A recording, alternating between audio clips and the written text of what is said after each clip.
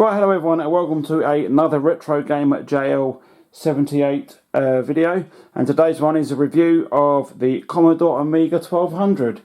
Now the Amiga 1200 was released in October 1992, from this video around about 23 years ago, and it was Commodore's last successful home computer and was priced at a whopping £399, and it also featured a 32-bit processor, AGA graphics and a Motorola 68020 processor running at 40 megahertz, and it had 2 megabytes of RAM with an 880K double-sided double density disk drive, and this one had OS 3.0 in the ROM, and later models which were done by SCOM had 3.1. Now after Commodore's demise in '94, the A1200 almost disappeared from the market, but was later relaunched by SCOM in 1995. The new SCOM 1200s were priced at $399. It came bundled with 2 games, 7 applications, and Amiga OS 3.1. Also came with a modified PC disk drive which was incompatible with some Amiga software. The 1200 was finally discontinued in 1996 after the parent company folded. However, the machine is still very much alive to this day. Loads of mods have been done on this machine. Well, not actually my machine, but people's machines have been modded. All sorts of things that hang things off ports that weren't designed to hang things off. They've even had a USB to the clock port and everything. If you go to amigakit.com, all the stuff's on there, and just go to a search engine like Google, type in A1200 mods, and you'll see what people have done. They fit internal CD-ROMs and all sorts. Right, back in the UK we had a TV programme, and it was called A Bad Influence, and it was on ITV, and it had reviews, news of all the latest gaming consoles and computers. And here's a clip showing Bad Influence when they demonstrate the Amiga in October 1992.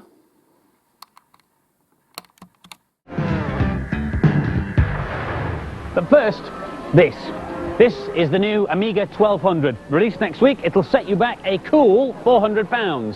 Now I know the Amiga's been around for 8 years already, but this new machine is being sold on its fantastic graphics and colours. Apparently it has up to 17 million different colours available, whatever that means. Popular games are being rewritten especially for it, games like Zool, but what's the difference? Well, have a look at this. Here's the old Zool that we all know and love.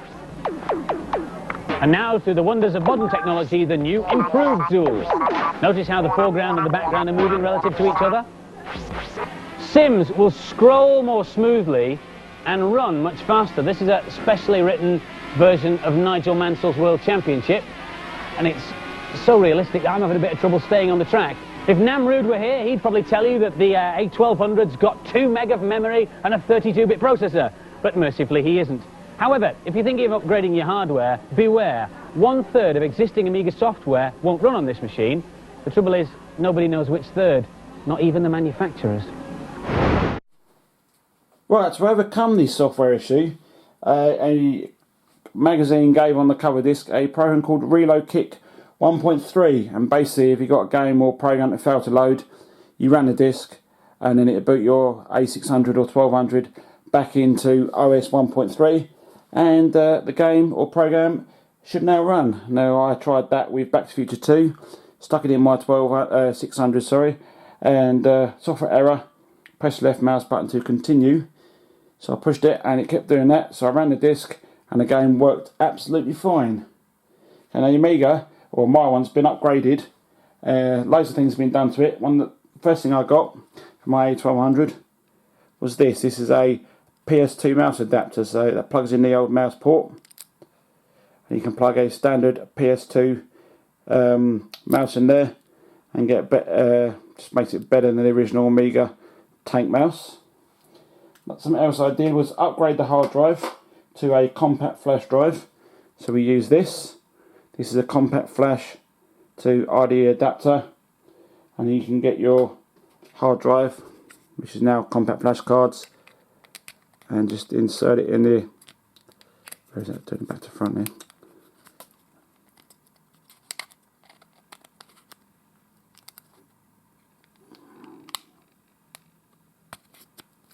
There we are. And then that now acts as your hard drive. But I've done a different mod to that, and I'll show you that when we undo the machine. And thanks to Commodore, they put a PCMCIA socket on the side, and we can run these. This is a compact flash adapter. Allows me to run compact flash cards using the trapdoor on the side of my Amiga. I can also use one of these, and this is a EasyNet adapter. Allows me to go online on my A1200. It's a bit clunky, a bit slow online, but it does do it. Just that I wanted to get my 1200 online. I thought, I wonder if it's possible to get an Amiga 1200 online. And sure enough it was. So I'll turn the Amiga around and we'll look at all the ports and the stuff at the back of it.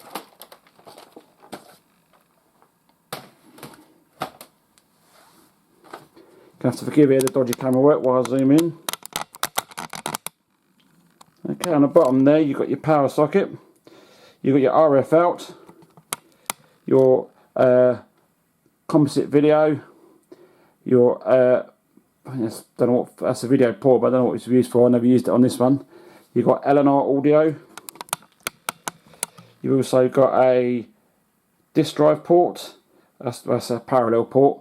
You've got a 25-pin serial port, and there you've got the disk drive port. And on the other side there, you've got two joystick ports, or one's mouse, one's game, but you can use it for 2-player games. And there's the other mod I've done, which I'll show you when we undo the machine. Let's stand at the side. On the side there, as you can see, that's the PCMCIA socket, and that allows me to run them PCMCIA cards on the Amiga, so it's quite cheap to get it online, and it's quite cheap to add extra storage to it. I think it's about £22 I pay for the extra storage with a 4GB card. You literally just run the disk you get with it, and the Amiga sees it as another drive. It's by far the easiest way to transfer stuff from using your Macintosh or your Ubuntu box, download it off the internet and transfer it to the Amiga. On the other side,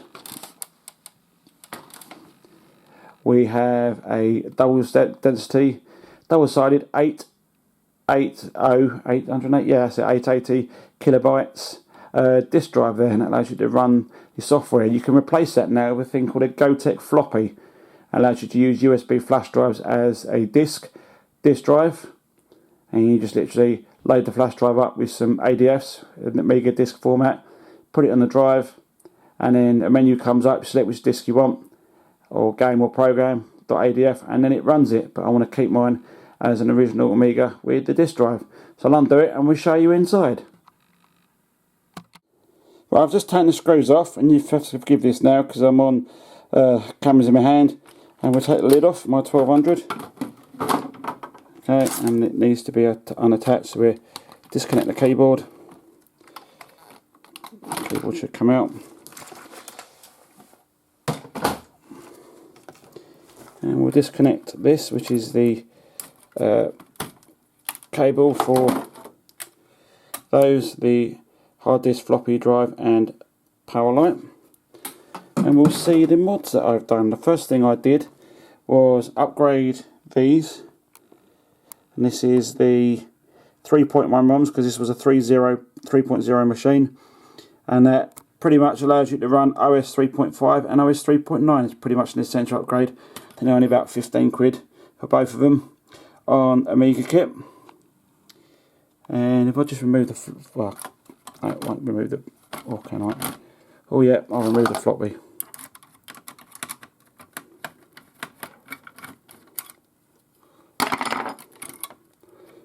Right, remove all of the floppy drive. Just move it out of the way.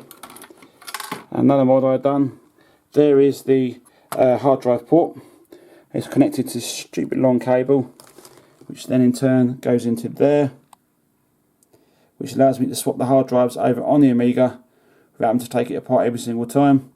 And that one there, believe it or not, this came out of a Macintosh. This was the original Amiga hard drive I used to use when I first got back into Amigas in about 2006, 2007. And let's have another look inside, and there's my expansion card.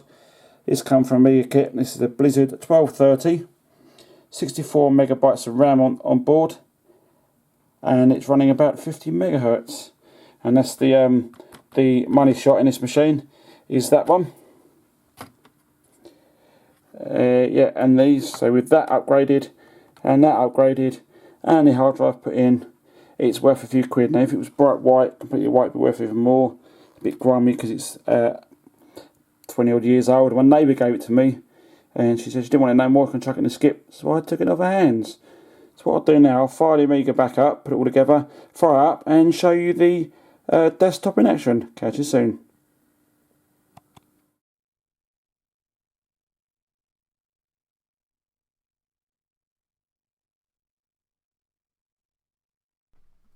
Right, the desktop is put back together and it's fired up, and I'm testing today my Blue Ice Ball microphone, USB microphone, and I've got the Amiga 1200 connected to a Arcos player. So if I right click and then go about, left click, you see Kickstart version 4.068 and Workbench version 4.042. Copyright 1985-87, Amiga Incorporated, International Incorporated, all rights reserved. Now this is one of these compact flash drives with loads of games installed, and we'll have a look at some of them. And there's my memory, even though it's 64 meg, still puts it 65 for some reason.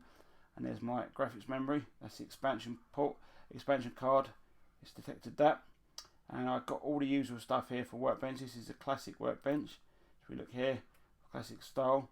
And we've got, if I go to utilities and I go to say and we can type in a word or anything we want.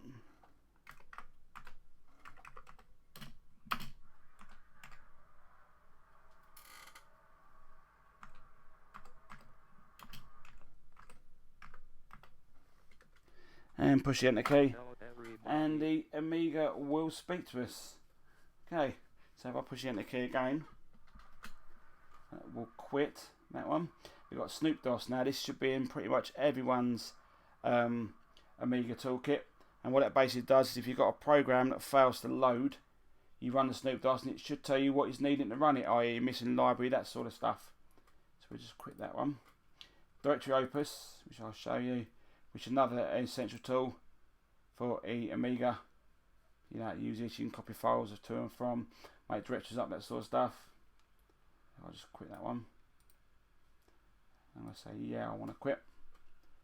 Okay, and as you start up, and you've also got in mind, I've got a few start things, magic menu, starter patch, tools daemon, and copper, whatever they are.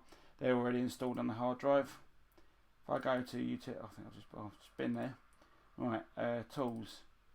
We've got key show config, graphics dump, laser, Commodore utilities, Emacs, which is an early sort of editing program.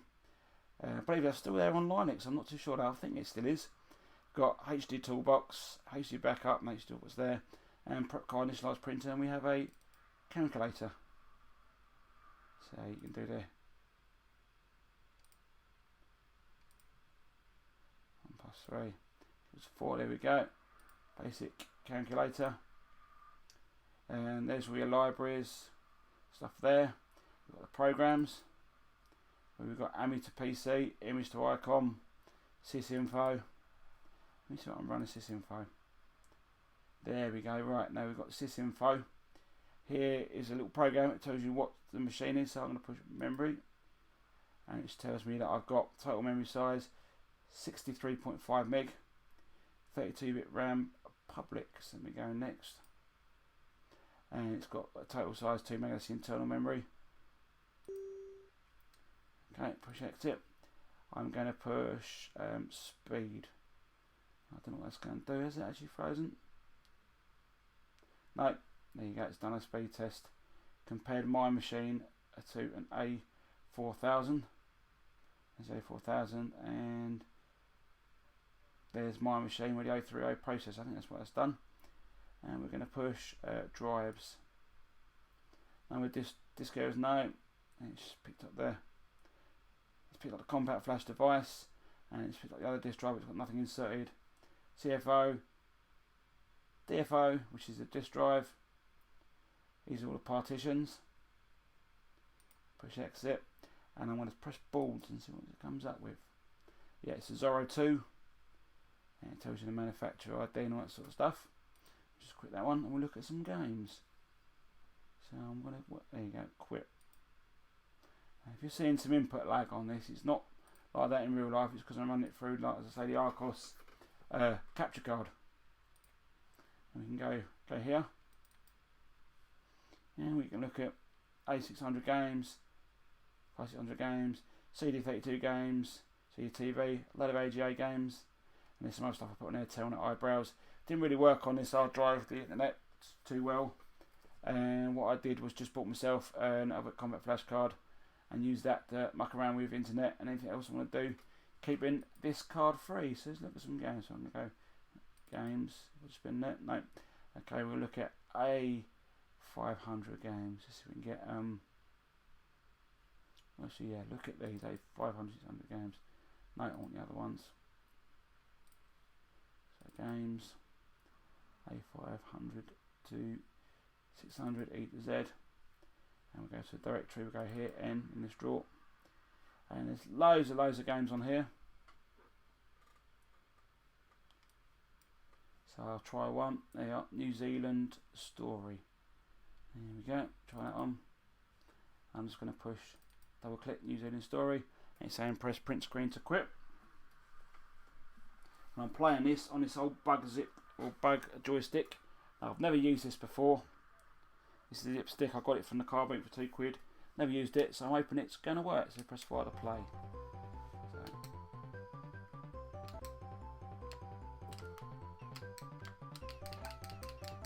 There is a bit of input lag on my capture card. It's the Arcos drive that's doing it. I'm sure it won't be like that once it's recorded. So this is I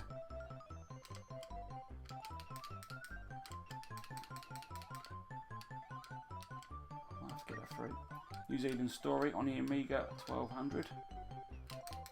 I'm running this on one of these compact drives. I'm using an old school. You should probably hear it clicking. Old school classic joystick. Oh, I've just died. So we'll quit and we'll look at one more game.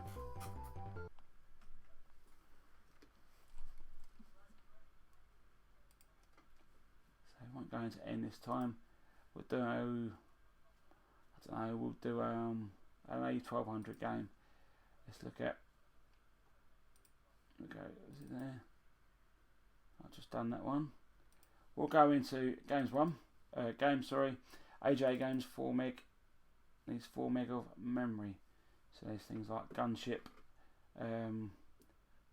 where are we? Gunship, Tube Warrior, Zool AGA, Zool 2 AGA, and we'll look at Zool, like they did in the earlier video from Bad Inference. This is Zool on the Amiga 1200. Against print screen to quit.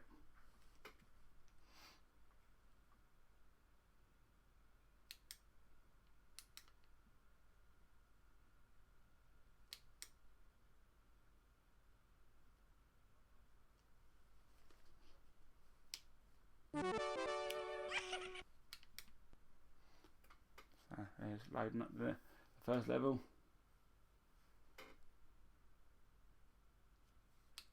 Prepare yourself. Now I had this as a game on the Master System, but it wouldn't be good on the Master System. But I did enjoy it though, but it wasn't as good as this version. And there we go. Oh, the switch does auto fire. That's what the switch does. So you see, you need a clicky joystick.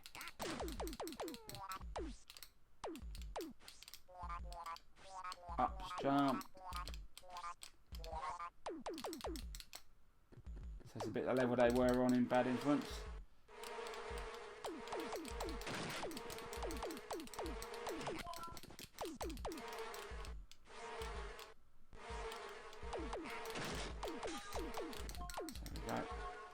Didn't need a clicking of this joystick, micro switch joystick. And we'll go back to the desktop. So print screen to get us back. And that was a quick look at the Amiga 1200 and what the workbench can basically what the workbench is capable of. Capable of a lot more, but I haven't got time to show you in this video. Maybe that's for another video. So I'll catch you soon. 7-3s from Retro Gamer JL78. Cheers and beers. Don't forget to subscribe, and I'll catch you soon.